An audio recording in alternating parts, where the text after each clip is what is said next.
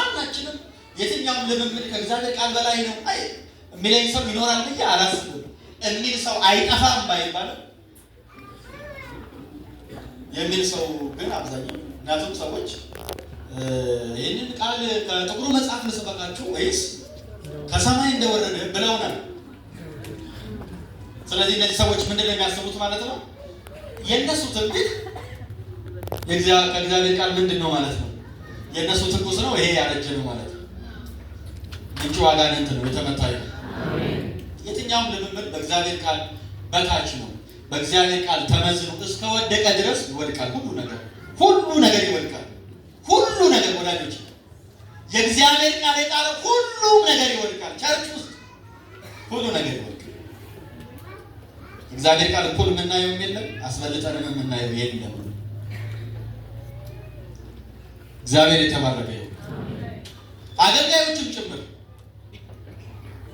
አገልጋይ ሲሆን ከእግዚአብሔር ቃል በላይ ስልጣን ያለው፣ ህዝቡ ከእግዚአብሔር ቃል በታች የሆነ አይደለም። እያንዳንዳችን ተጠሪነታችን ለዚህ ቃል ነው። እያንዳንዳችን ተጠሪነት ነው ለዚህ ለእግዚአብሔር ቃል። አንዳንዶች ራሳቸውን ከቃሉ እኩል ያያሉ። ከቃሉ እኩል ጌታ እንደዚህ ብሎኛል ሲል ጌታ ያለ ነገር ከቃሉ ጋር ይሄዳል ማለት አለ። ይሄ እኮ እንትን ደንዛዛ መሆኑ እኮ አይደለም። እንደዛ አይደለም እናሰራው ሰው የእግዚአብሔር ቃል ይሄ የደነዘዘ ነው እንትን የለበትም ናና የደነዘዘው ማን እንደሆነ እኛና እሱ እንተዋወቃለን። ሰው እንቅልፉን ሳይተኛ መጥቶ ቸርች ሊያንቀላፋ ይችላል አይደል? ስራ አድሮ መጥቶ ሊያንቀላፋ ይችላል። የሚያንቀላፋው ሁሉ ሰይጣን ነው። ማስተዋል ይኖርብሃል። ያስ አይምሮ ተለነው እንደምትኖር አይምሮ መጣል የለብህም። የሚያንቀላፋው ሁሉ ስራ ደግሞት ነው ባይባልም ግን የሚያንቀላፋው ሁሉ አጋንንት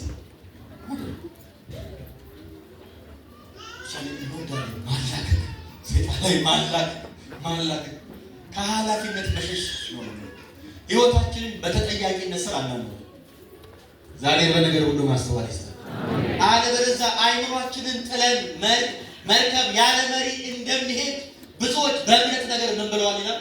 ጠፍተዋል። ይኸውላችሁ እውቀት እምነትን ይመራል። እውቀት የማይመራው እምነት የለም። እምነት በእውቀት ነው የሚተዳደረው አይደል? እምነት ከምን ይወለዳል? ከቃሉ ነው የሚወለደው። ከቃሉ ነው እምነት የሚወለደው። እግዚአብሔር የተባረከ ይሁን። ለማንኛውም ይኸውላችሁ ለእግዚአብሔር ቃል ጊዜ መስጠት ነው። ሁለተኛው የእግዚአብሔርን እውቀት ማወቅ ነው። አንድ ሰው አይምሮውን ለማደስ የመጀመሪያው እግዚአብሔር ቃል ማወቅ አለበት። ሁለተኛ የእግዚአብሔርን እውቀት ማወቅ አለብን። መጽሐፍ በእግዚአብሔር ስትታወቁ እግዚአብሔርን ስታውቁ ይልና ይልቁንም በእግዚአብሔር ስትታወቁ ይላል። እግዚአብሔር ያቀናል። አሜን። እግዚአብሔር ያቀናል። እግዚአብሔር ያቀናል። ትልቅ ነገር አይመስለንም፣ ግን እግዚአብሔር ያቀናል። በእውነት በስማችን ያቀናል። ከበደ ዘለቀ አደፍርስ ብሎ በስማችን ያቀናል። እግዚአብሔር ያቀናል። እግዚአብሔር ያቀኛል በሉ ባካችሁ። ሲኔን እግዚአብሔር ያቀኛል በሉ ባካችሁ። ክብር ለኢየሱስ ይሁን። እግዚአብሔር በስማችን ያቀናል።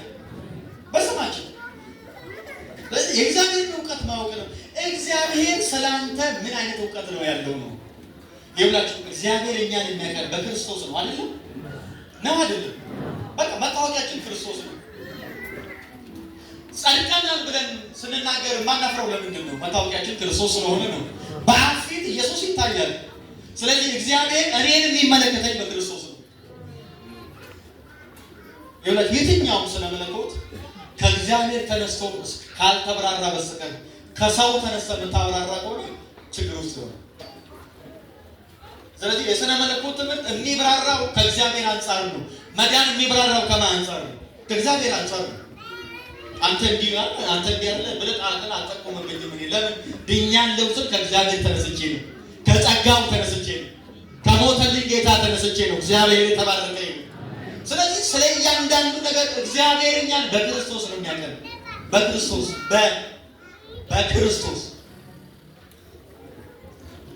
በክርስቶስ ጻድቅ ነኝ፣ በክርስቶስ ቅዱስ ነኝ፣ በክርስቶስ ተባርኬያለሁ። ተባርኬያለሁ በሉ ባካችሁ።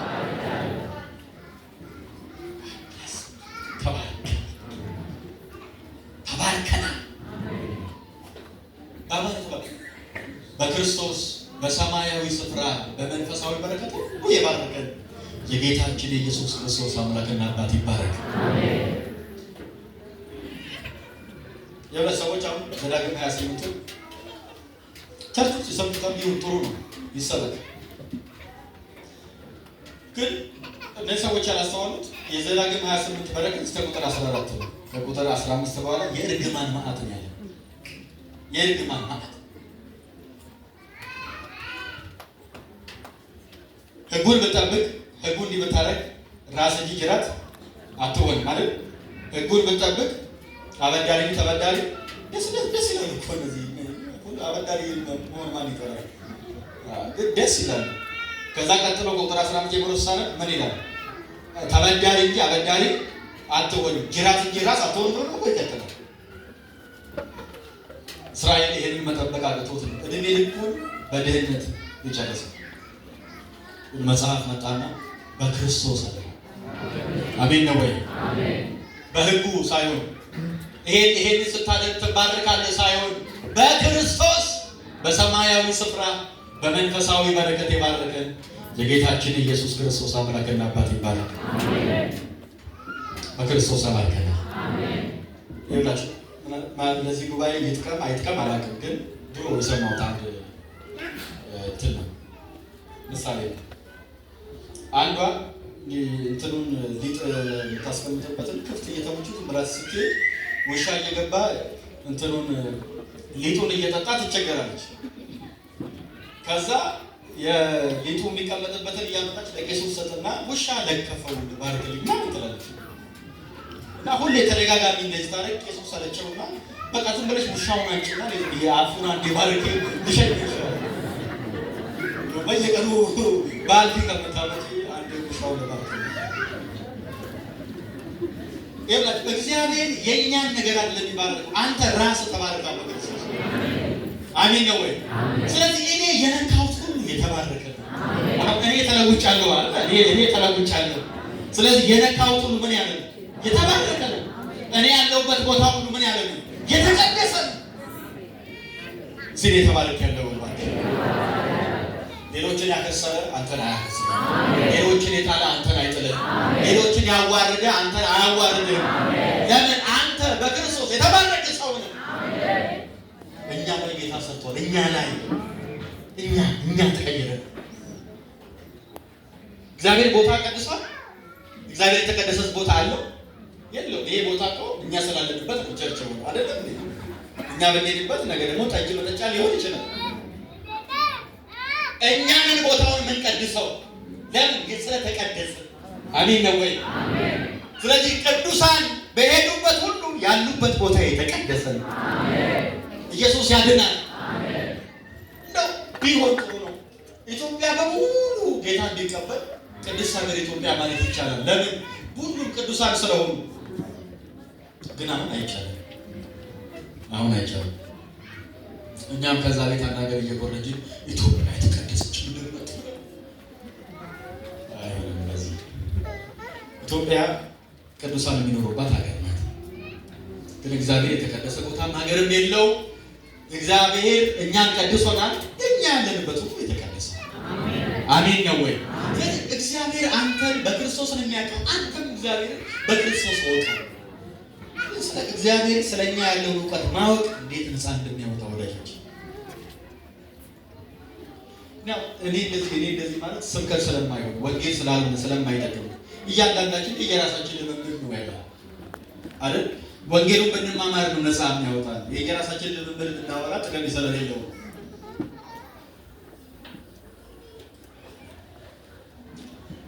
ይውላችሁ። ክብር ለኢየሱስ ይሁን። በክርስቶስ ነው ነገር ሰይጣን ባንተ ህይወት ላይ ምንም እድል ፈንታ እንደሌለው ይገባል። አሜን ነው። እግዚአብሔር የተባረከ። እዚህ ሰይጣን ሆይ በሉት ባካችሁ፣ በእኔ ህይወት ላይ የኔ በሆነ ነገር ላይ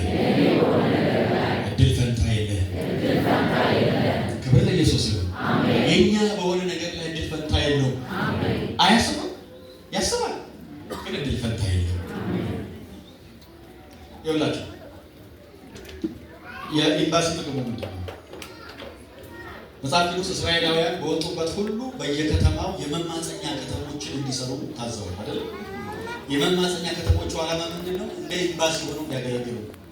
አንድ ሰው በተሳሳተ መንገድ ሰው ገሎ እየሮጠ ወደ አንዱ የመማፀኛ ከተማ ቢገባ የተገደለባቸው ሰዎች መጥተው ይሄንን ሰው አይገሉትም። ለምን? የመማፀኛ ከተማ ውስጥ ገብቶ። ክርስቶስ የኛ የመማፀኛ ከተማችን ነው። ወደ እሱ ሮጠን ገብተናል። ከእሱ ጎትቶ አውጥቶ የሚገድለን አንዳች ኃይል የለም። ኢየሱስ ለዘላለም ጌታ ነው።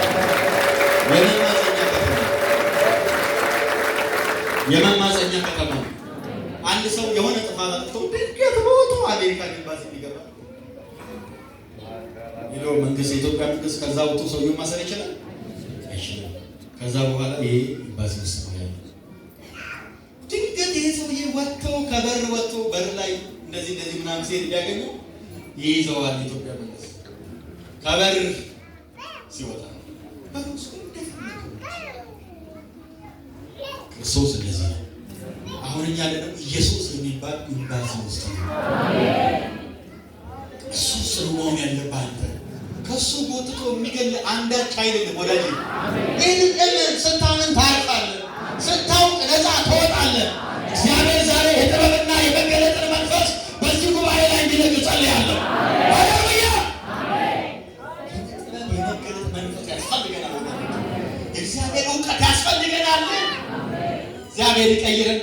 ወደ አንድ እርምጃ መራመድ ይሁንልን። በእግዚአብሔር እውቀት መኖር ይሁንልን። የጋሸበ እውቀት አይኖራችን ውስጥ አለ። በጣም በጣም እንትን ማለት ያለበት መጥራት መደፋት ያለበት የተባላች እውቀት አለ። እግዚአብሔር ይርዳል። እዚህ ነፃ የወጣው ሰው ነው።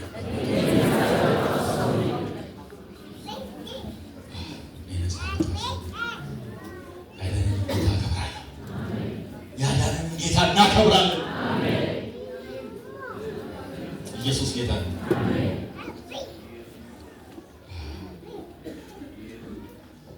ሶስተኛው የእግዚአብሔርን ሐሳብ ማሰብ ነው። የእግዚአብሔርን ሐሳብ ማሰብ እሱ አይምሮን ያድሳል። እግዚአብሔር ስላንተ ምን አይነት ሐሳብ ያለው ይመስላል? እንድትታመን፣ እንድትከሰር፣ እንድትዋረድ፣ እንድታለቅስ እግዚአብሔር ሐሳብ ነው ወይ? እንኳን እግዚአብሔር አንተ ለልጆች እንደዛ አታስቡ። በጣም ነው የሚገርመው። እግዚአብሔር ከአባታችን በላይ እንኳን አለማመናችን ይገርማል። ከአባታችን በላይ እንኳን እግዚአብሔርን አናምነውም። በነገራችን እኛ ሲሳካልን ሰለቼ ነው አይደል? ስንከስር እግዚአብሔር ፈርዶብኝ ነው ምንለው። የሆነ ገደሉ ሰው ከከሰረ እንትን በቃ እግዚአብሔር ምን አድርጓል። ሲሳካለት ደግሞ በቃ ጠንክሬ ሰለቼ ነው የሚለው። እግዚአብሔር ማንንም እየጎተተ መኪና ጎማ ስራ አይወረውርም። እንደዛ የሚያደርገው አጋንንት ነው። እግዚአብሔር ለልጆቹ ያለው ሐሳብ በጎና ደስ የሚያሰኝ ብቻ ነው። ክብር ለኢየሱስ ይሁን። እግዚአብሔር ለኔ ክፉ ሐሳብ የለውም በሉ ባካችሁ። እግዚአብሔር ክፉ ሐሳብ ላንተ የለውም። በጎና ደስ የሚያሰኝ ደግሞ ፍጹም ፈቃድ ነው። የእግዚአብሔር ፈቃድ እግዚአብሔር ይርዳል። በእውነት እግዚአብሔር ለእኛ ያለው ሐሳብ በጎና ደስ የሚያሰኝ ነው። ለእናንተ የማስባትን ሐሳብ እኔ አውቃለሁ አለ። በጎና ደስ የምታሰኝ ሐሳብ አለኝ አለ። ኤርምያስ 29:11 ላይ እግዚአብሔር ለእኛ ያለው ሐሳብ በጎና ደስ የሚያሰኝ ወዳጆቼ፣ በዚህ ሐሳብ እንባረክ። ጌታ ምንድነው ይላችሁ? እግዚአብሔር ያለው ምንድነው? ሐሳቤ ከሐሳባችሁ መንገዴ ከመንገዳችሁ መምራለች አለ። ምድር ከሰማይ ከፍ እንደሚል እንደዚህ ሐሳቤና ሐሳባችሁ የተለያየ ነው ማለት ነው። በቃ እናቀራርበው እስቲ የእግዚአብሔርን ሐሳብ ማሰብ እንጀምር። የጨነገፈብህ እግዚአብሔር ፈርዶብህ አይደለም። ክፉ ነገሮች ምንጫቸው አጋንንት ነው። እግዚአብሔር በጎና ደስ የሚያሰኝ ሐሳብ አለው ለልጆቹ። እግዚአብሔር የተባረከ እንድትወቅ፣ እንድታዝን፣ እንድትማረክ እግዚአብሔር ፈቃድ አይደለም። ጌታ ይወዳል። ጌታ ይወድሃል። ጌታ ይወድሻል። ፍቅሩን የገለጸው ልጁን በመስቀል አሳልፎ በመስጠት ነው። ወዳጆች እግዚአብሔር ፍቅሩን የገለጸው ኢየሱስን ለመስቀል አሳልፎ በመስጠት ነው። ይሄ ፍቅር መቼ ይቀየራል? በዚህ ዓለም የወደዳቸው እስከ መጨረሻው ድረስ ምን አላቸው? እዛ ውስጥ ይሁዳም አለበት፣ ጴጥሮስም አለበት፣ እኔም አለበት፣ አንተም አለበት። ለሰፈር አስቸጋሪ ከሆነው አመላችን ጋር ጌታ ይወደናል። ለቸርች አስቸጋሪ ከሆነው ከክፉ አመላችን ጋር ጌታ ይወደናል። ጌታ ይወደናል። ንጹህ ስንሆን ብቻ አይደለም፣ ቆሽሸንም ጌታ ይወደናል። ብርቱ ሆነን ብቻ አይደለም፣ ጠንካራ ሆነን ብቻ አይደለም፣ ደግመንም ጌታ ይወደናል። ቆመን ብቻ አይደለም፣ ወድቀንም ጌታ ይወደናል። ኧረ ኢየሱስ ክርስቶስ ያድናል። በሁኔታ የማይቀየር ፍቅር ስላለው፣ በሁኔታ የማይለወጥ ፍቅር ስላለው፣ እስከ መጨረሻው ስለወደደ እግዚአብሔር የተባረከ ይሁን። ምን እናስብ? እዚህ ሁላችንም ፊልጵስዩስ ምዕራፍ 4 ቁጥር 8 ላይ አነበዋለሁ። ዝም ብዬ በማብራራት ጊዜ አይወስድም። ግን ዝም ብለን እናስብ። ሁላችንም እናውጣለን። ታዲያ ምን ላስብ? ምንድነው የሚለው ይሄ ሰው ወጣት ጭራሽ ማንካት እንደዚህ አስብ። ግን እነዚህ ነገሮች እንድታስብ መጽሐፍ ቅዱስ ይመክራል። ቁጥር ፊልጵስዩስ ምዕራፍ 4 ቁጥር 8 እንደዚህ ይላል፣ በቀረውስ ወንድሞች ሆይ እውነተኛ የሆነውን ነገር ምን የሆነውን እውነተኛ የሆነውን ሁሉ፣ ጭምትነት ያለበትን ነገር ሁሉ፣ ጽድቅ የሆነውን ነገር ሁሉ፣ ንጹሕ የሆነውን ነገር ሁሉ፣ ፍቅር ያለበትን ነገር ሁሉ፣ መልካም ወሬ ያለበትን ነገር ሁሉ፣ በጎነት ቢሆን ምስጋና ቢሆን እነዚህ አስቡ። እነዚህ ነገሮች አስባት። እውነት የሆነውን ጽድቅ የሆነውን ንጹሕ የሆነውን ነገር አስብ። በቃ ሀሳብ የሁለት ሰዎች የተበላሸ ሀሳብ አይምሮን ይገድላል፣ አይምሮ ይሞታል። እግዚአብሔር ይርዳል። ሌላው ታዲያ አይምሮ ማደስ ደግሞ ምንድን ነው? አይምሮን ማደስ ምን ይጠቅማል? ጥቅሞቹን ምንድን ነው የሚጠቅመው አይምሮ ማደስ? ይኸውላችሁ አይምሮ ማደስ በጣም ብዙ ጥቅም አለ። ምክንያቱስ እያንዳንዱ ምድር ላይ ያለን ስራ የሚሰራው በአይምሮ ልህቀት ነው አይደል? በአይምሮ ልህቀት ነው። በአይምሮ ልህቀት መጠን ነው የምትኖረው። አይገርምም? አሁን ሰው ፕሌንን የሚያህል ነገር ግዙፍ የሚያህል ነገር እንደ ወፍ በሰማይ ላይ ሊሄድ እንዲችል አትገርሙ? በአይምሮ ልህቀት ነው የሚሰራው። አይምሮ ስታድስ የላቀ አይምሮ ይኖራል። እግዚአብሔር ቤት ውስጥ የአይምሮ ልህቀት መሰረታዊ ነገር ነው። በሰው ጥበብ ሳይሆን በእግዚአብሔር እውቀት የመጣ በመንፈስ ቅዱስ የታደሰ የአይምሮ ልህቀት ያስፈልጋል። ክብር ለኢየሱስ። ቅድም እንዳልኳቸው ጌታን መቀበል መንፈሳዊ ዓለም ላይ የመጀመሪያው ውሳኔ እንጂ የመጨረሻው ግብ አይደለም። የመጨረሻው ግብ አይደለም። ሌሎችን እንድናድን ብቻ ሳይሆን ያለነው ራሳችንን እንድንቀይር ራሳችንን እንድንታደስ አይደል? በነገራችን ያላችሁ ለወንጌል ስርጭት በማይተናነስ መልኩ በቤት ውስጥ ስራ ያስፈልጋል። እዚህ ሆኖ ባካ ያደረገው ጊዜ ነገሮች ድሮ እኮ የማይታወቀው ድሮ ገሌ ባካ አድርጓል ሲባል ይታወቃል። ወጥቶ ጫት መቃም ስለሚጀምር መጠጣት ስለሚጀምር እየጠጣም አልፎ የባል ቀን ወሰድ ስለሚያደርግ ተመሳሳይ ነገር ላይ ስላለ ማባክ አድርጓል ማባክ አላደረገም። ግን እግዚአብሔር ያውቃል። እግዚአብሔር ግን ያውቃል።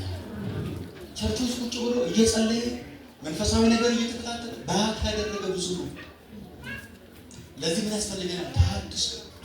ቸርች ውስጥ መታደስ፣ የአይምሮ መታደስ ያስፈልገናል። አይምሮ ሲታደስ ከማይመጥን የህይወት ስርዓት ትለያለህ። ኢየሱስ ያድናል። ከማይመጥን የህይወት ስርዓት የምትለየው በአይምሮ መታደስ ነው። ቦታን ታውቃለህ። ይኸውልህ መጽሐፍ ምረግ ሙሴ ካደገ በኋላ የፈርዖን የልጅ ልጅ እንዳይባል በእምነት ወገደ። መቼ? ካደገ በኋላ። ስታድግ ነው ታውቃለህ አይደል? ስታድግ ለካ ሙሴ አይቶ ሲያድግ ለካ የፈርዖን ልጅ አይደል? ነገ እኮ የግብፅ ተረካቢ ነው።